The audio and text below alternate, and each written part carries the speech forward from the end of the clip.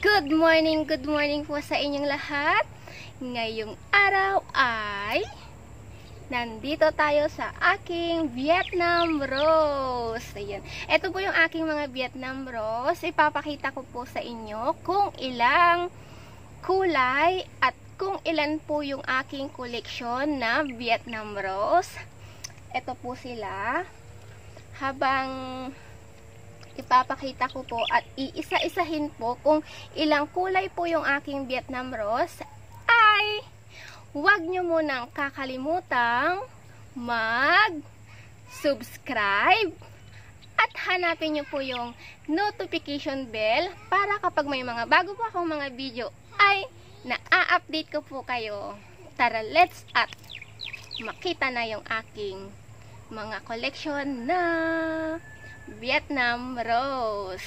Pero bago po tayo ano ba tawag nun, mag-identify ng mga kulay-kulay, ay lilinisan pa po natin at tatanggalin po natin yung mga damo-damo na nakasingit-singit sa ating halaman.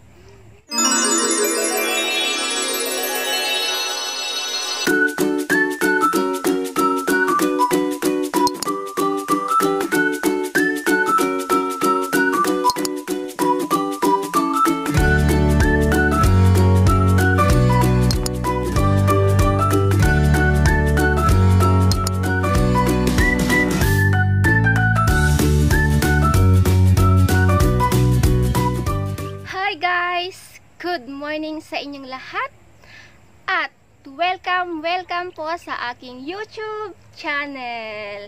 Ngayong araw po ay ipapakita ko po yung aking mga collection na Vietnam rose. Iisa-isahin po natin kung ilang kulay po yung aking mga Vietnam rose. Pero sana bago yung lahat ay huwag nyo munang kakalimutang mag-subscribe at hanapin nyo po yung notification bell para kapag may mga bago po akong mga video ay na-update ko po kayo. Salamat po! Ayan, tara na po at inyong makita yung aking mga collection na Vietnam rose. Sana po ay may maiwan na naman po akong kunting mga idea para sa aking ginagawa sa aking pagtatanim ng mga halaman. Ito na po sila.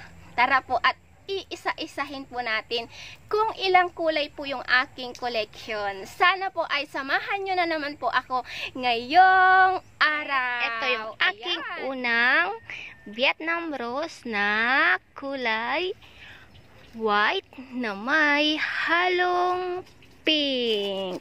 Ito siya. Ito ang kanyang itsura.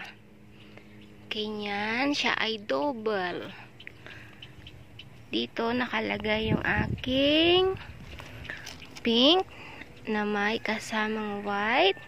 At dito naman yung kulay orange na double din. Ganito yung itsura ng kulay orange. Like this.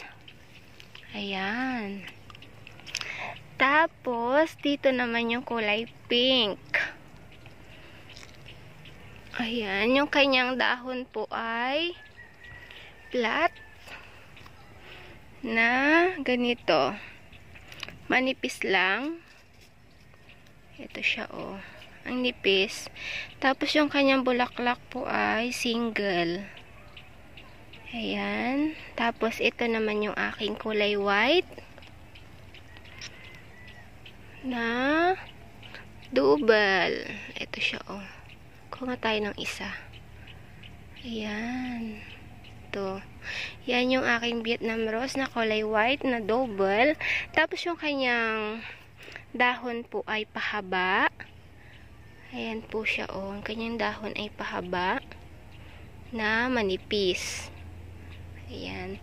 Mapunta tayo sa aking kulay yellow. Ito yung aking kulay yellow. Ayan. Layo natin ng konti. Siya ay malusog na malusog. Ito po yung aking mga kulay yellow na Vietnam rose. Tapos, ang kanyang katabi ay kulay orange. Ayan. Parang kakaiba tong dalawa. Sila lang yung malusog. Yung mga nauna, kasi sabay-sabay ko po silang itinanim yan. Sila yung sobrang lusog.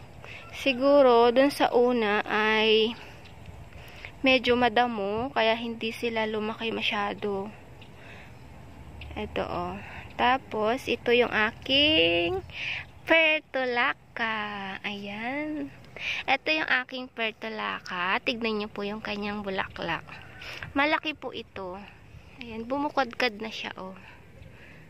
Ayan oh, ang laki. Tapos, yung kanyang dahon po ay manipis din na kulay green na patusok, pero mas malusog yung kanyang dahon kumpara doon sa dahon ay yung bulaklak niya ay kulay white. Maninipis lang po yung kanyang dahon. Ito, yung ating Pertulaca po ay malusog yung kanyang dahon na pahaba. Ayan oh. Ganyan po siya.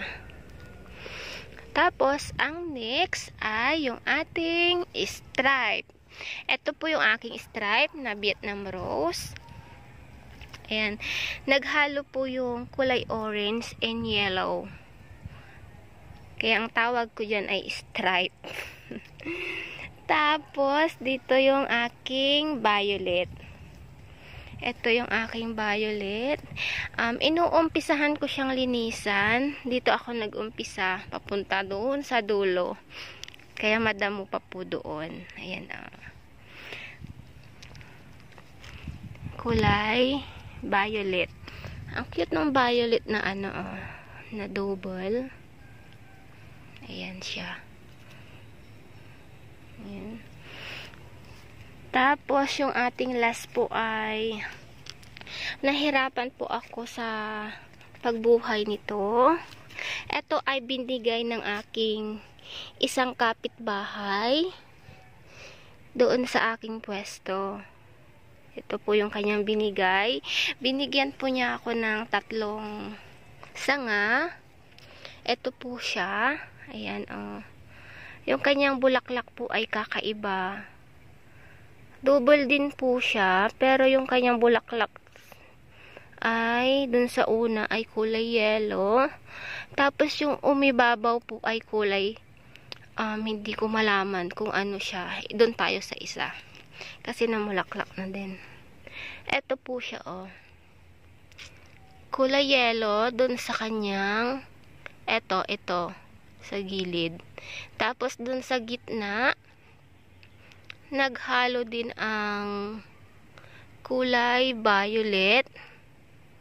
Pero bakit sa cellphone kulay pink? Sa personal po ay violet siya na may kasamang yellow. Tignan nyo po oh. Kakaiba talaga siya. Ang ganda niya. Binigay po ito ng aking kapitbahay dun sa aking pwesto. Ayan. Shout out ko pala yung nagbigay dito. Siya si Madam Karin Giang. Ayan, salamat sa iyo Madam Karin. Ito na yung binigay mo sa akin. Pero ilang buwan na ba niyang binigay? Siguro binigay niya ng 1 month na siya. Parang masilan siyang itanim dahil halos nung tinanim ko po itong mga Vietnam rose ko ay magkakasabay po yan. Sabay-sabay ko po yan tinanim. Kita nyo naman po na yung iba parang namamatay, kukunti yung kanyang bulaklak. Ayan. Hindi po siguro magkakapare-parehas yung ating halaman. Nakadepende po siguro yan sa ating lupa at sa tamang pag-aalaga. Ayan. Pero ito talaga yung kukunti dahil hindi po siya dumami. Ayan oh. Ayan, shinout out ko na po si Madam Karin Giang. Ayan, salamat sa iyo Madam. Ito na yung iyong halaman na binigay sa akin. Ayan, pero ang ganda-ganda niya O, ayan.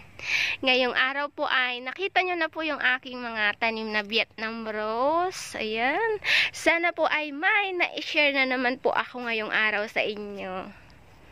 Ayan, o. Nakalagay po siya sa gilid ng aking mga halaman. Ayan. Pero yung mga nakalagay po sa hanging plant ay hindi po siya naging success dahil nga nabagyo. Papakita ko po yung aking pinaglalagyan noon ng mga hanging plant na Vietnam rose. Buti na lang at nakapagtanim po ako ng sa baba. Kasi ang balak ko po noon ay gagawin ko lang po talaga siyang hanging. Ito po yun, oh. Pasilip ko po yan. Ito na po yung pinanggalingan ng aking hanging plant noon na Vietnam rose. Namatay po sila dahil po yun sa bagyo na si Ulysses. Dahil ito po kasi yung kanyang lalagyan noon. Nagtumbahan po yan mga yan. Tapos natanggal po yung mga lupa-lupa niya. Kaya po sila namatay. Buti na lang at naisip kong nagtanim noon na dito ko na lang ilagay sa lupa para maiba. Ito po yung natira sa akin. Mayroon at mayroon pa rin pong naiwan. Ayan, pero success naman po yung aking ginawa dahil malulusog naman po sila.